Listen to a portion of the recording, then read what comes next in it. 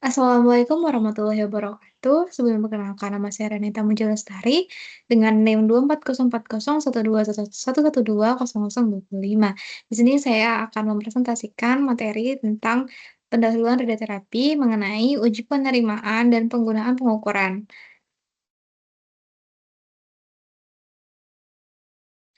Pendahuluan yaitu pertama adalah pemasangan mesin terapi. Fisikawan medis ini harus melakukan serangkaian pengukuran dan tugas sebelum menempatkan unit tersebut ke dalam suatu operasi klinis yang terdiri dari pengujian, penerimaan, dan commissioning. Dan peralatan pengukuran ini terdiri dari peralatan survei radiasi, penghitung Geiger, dan meter survei. Kemudian ada ruang ionisasi volume yang diperlukan untuk melakukan survei radiasi semua ruang perawatan.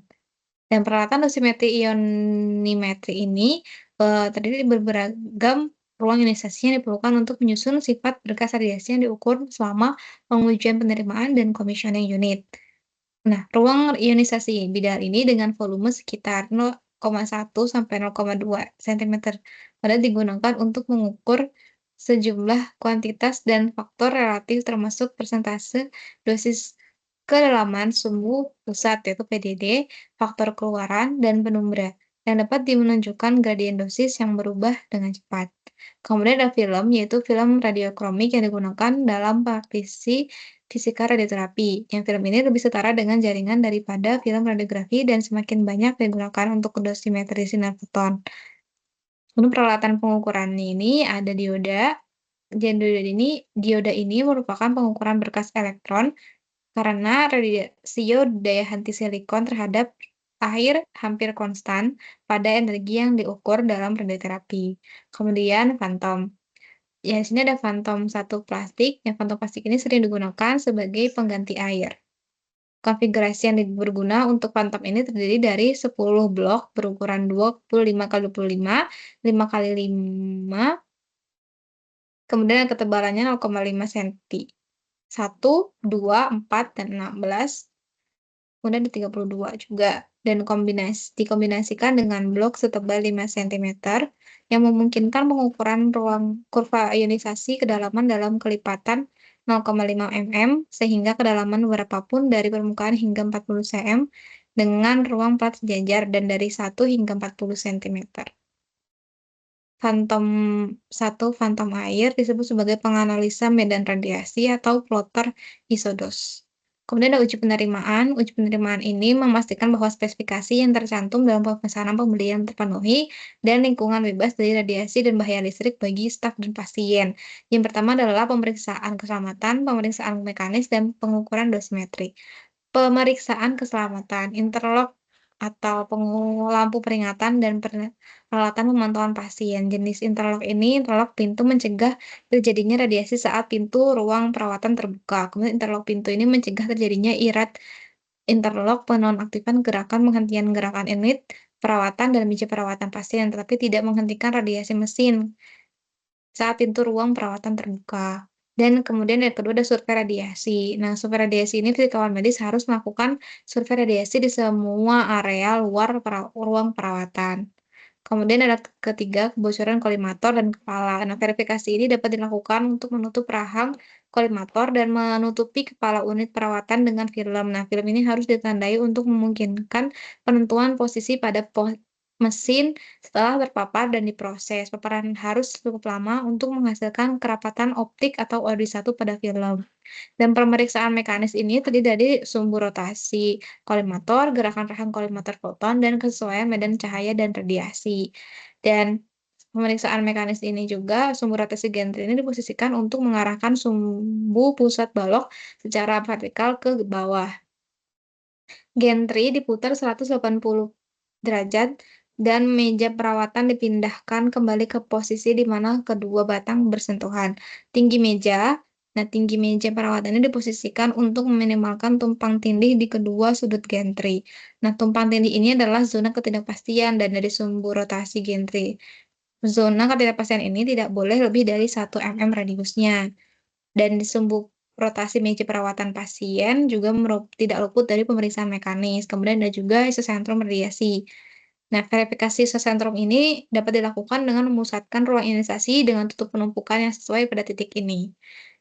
Dan ada juga indikator jarak optik, indikator sudut gantry, indikator ukuran medan kolimator, kemudian ada gerakan meja perawatan pasien. Dan pengukuran dosimetri ini adalah aspek penting dalam manajemen radiasi yang bertujuan untuk melindungi individu dan lingkungan dari efek berbahaya radiasi. Dan energi foton, spesifikasi energi sinar X biasanya dinyatakan dalam istilah PDD sumbu pusat. Dan spesifikasi yang umum adalah dalam hal nilai PDD sumbu pusat 100 cm, kali 10 cm².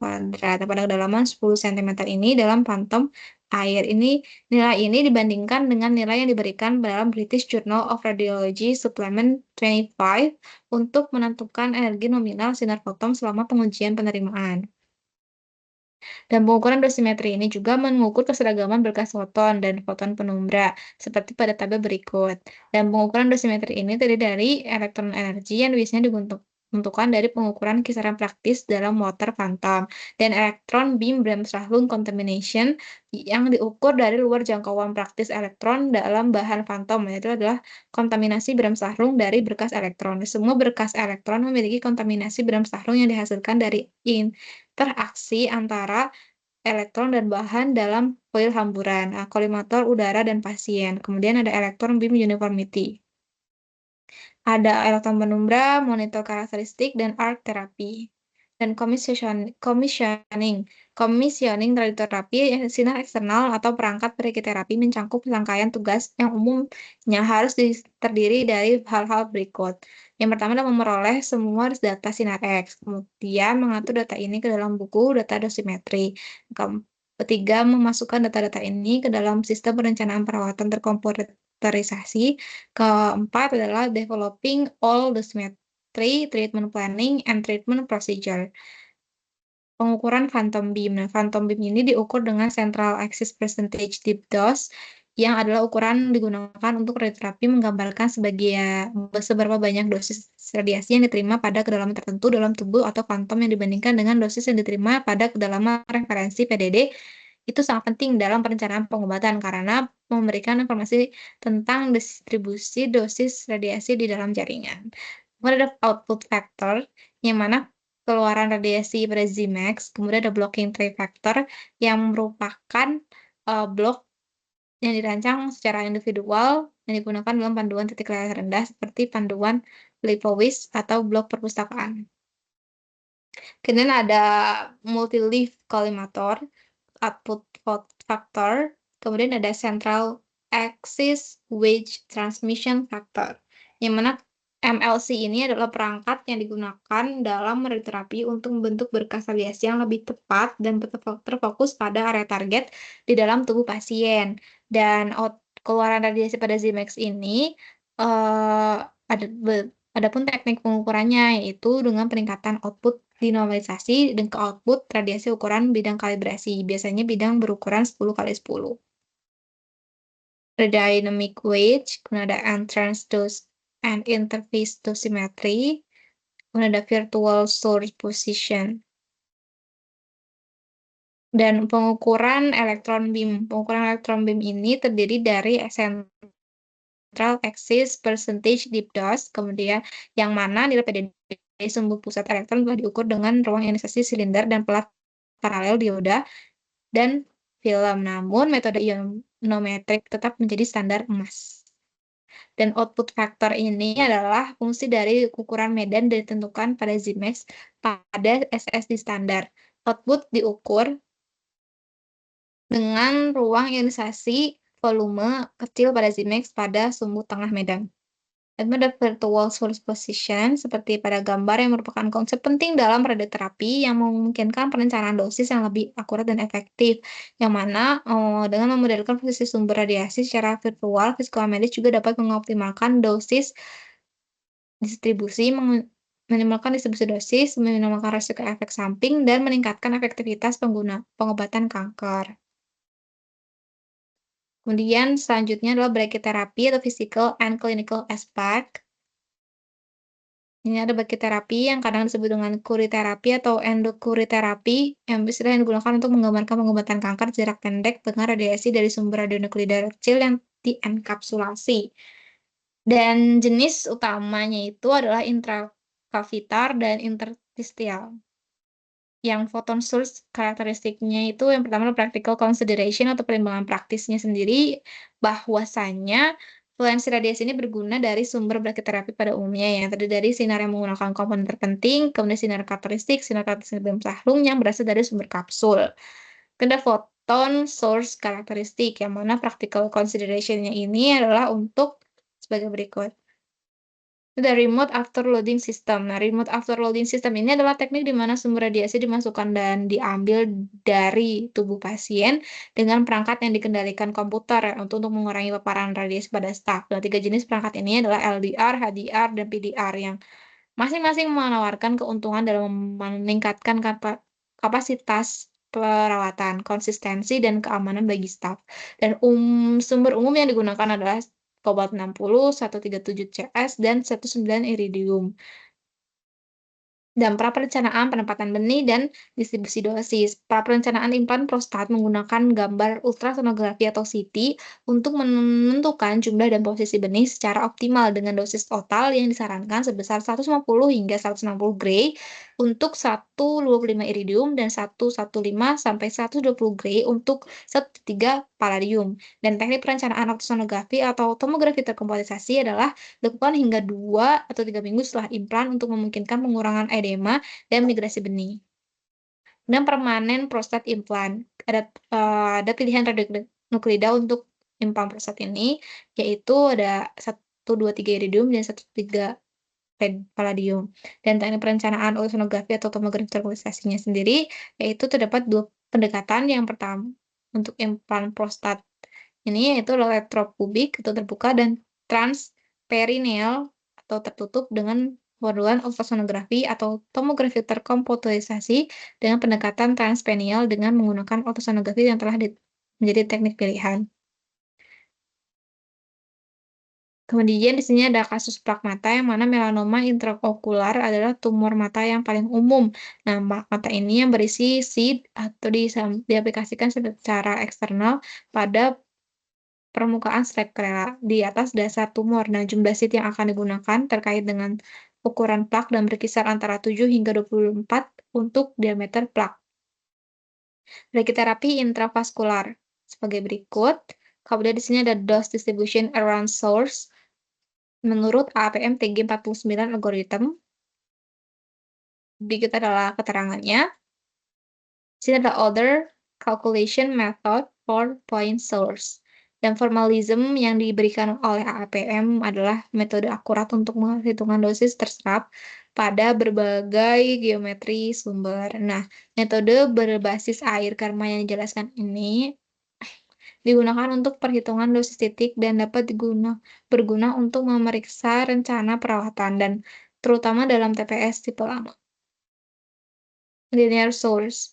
Sumber lainnya dianggap sebagai kumpulan sumber titik dengan dua situasi yang dipertimbangkan, sumber tanpa filter dan sumber dengan filter.